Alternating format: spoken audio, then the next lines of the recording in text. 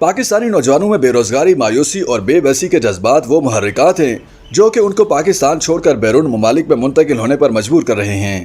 برطانوی نیاد پاکستانی ناول نگار محسن حامد نے بتایا کہ میں لاہور سے اٹلی کے شہر بلونیا جا رہا تھا کہ استنبول سے کنیکٹنگ فلائٹ میں سوار ہونے کے بعد میری توجہ مسافروں کی جانب گئی۔ اس پرواز میں زیادہ تر سوار افراد نوجوان جنوبی ایشیائی اور افریقی حیت کے تھے اور حیران کن طور پر ان میں یورپی شامل نہیں تھے۔ محسن حامد نے یہ گفتگو ڈاکٹر علی خان کے Google podcast let's talk development کے دوران کی، جہاں انہوں نے ان وجوہات پر روشنی ڈالی جو ان کے خیال میں پاکستانیوں کی کثیر تعداد میں بیرون ملک منتقلی کا باعث بن رہی ہیں۔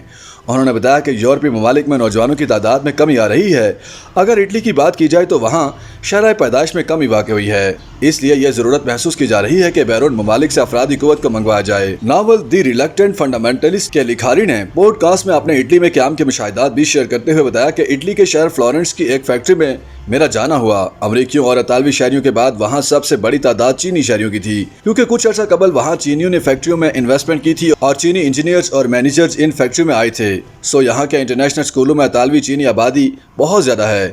فیکٹریوں میں انتظامی ملازمتوں میں بھی زیادہ یہی لوگ ہیں۔ پاکستانی ہر ملک میں پائے جاتے ہیں، دنیا کے ہر ملک کا حصہ بن چکے ہیں۔ زیادہ تر لوگ کیریئر کے ابتدائی دور میں کیے جانے والے کاموں کا حصہ بنتے ہیں۔ ناول نگار نے بتایا کہ گزشتہ 2-2.5 سالوں میں روپے کی قدر میں شدید گراوٹ دیکھی گئی ہے۔ ملک اور معاشرے کے ہر حصے میں ڈیڈ لاک دیکھا گیا ہے۔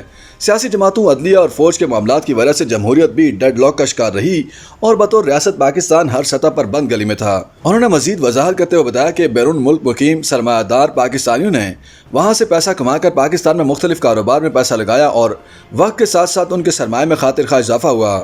ان لوگوں کا یہ بھی ماننا تھا کہ اس سرمایہ کاری سے وہ بیرون ملک کئی اچھی نوکریوں سے زیادہ اچھا پیسہ پاکستان میں کما سکتے ہیں اور زیادہ بہتر انداز میں زندگی گزار سکتے ہیں۔ انہوں نے کہا کہ یہ مکمل طور پر نیا نہیں ہے، ایسا پہلے بھی ہو چکا ہے۔ پہلے بھی ایسا ہوتا تھا کہ پاکستانی نوجوان بیرون ممالک اعلیٰ تعلیم حاصل کرنے جاتے تھے اور پھر واپس نہیں آتے تھے، مگر اب اس میں اضافہ ہوا ہے۔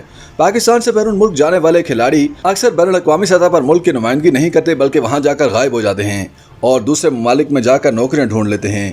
انہوں نے کہا کہ ایسا اس لیے ہے کہ پاکستان میں صنعتی ترقی نہیں ہوئی، ہم نے مینوفیکچرنگ کی فیلڈ میں نوکریاں پیدا نہیں کی، جس کی وجہ سے نوجوانوں میں بہت مایوسی پھیلی اور وہ دوسرے ممالک منتقل ہونے پر مجبور ہوئے۔ پاکستان میں امن و امان کی خراب صورتحال بھی پاکستانیوں کی بیرون ممالک منتقلی میں اضافے کی ایک بڑی وجہ ہے۔ اس کی مثال ایسے دی جا سکتی ہے کہ اگر کسی بااثر شخصیت، سیاستدان یا کسی بھی اور فیلڈ کے بااثر فرد سے آپ کے تعلقات خراب ہیں تو اس بات کا قوی امکان ہے کہ وہ ان کی زندگی پر بہت برے انداز میں اثر انداز ہو سکتے ہیں۔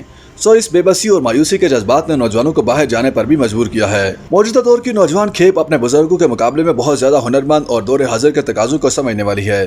تاہم حیران کن بات یہ ہے کہ ان نوجوانوں کی صلاحیتوں کے مطابق ملازمتیں نہیں ہیں، جس کی وجہ سے ان کی بیرون ملک منتقلی کا رجحان بڑھ رہا ہے۔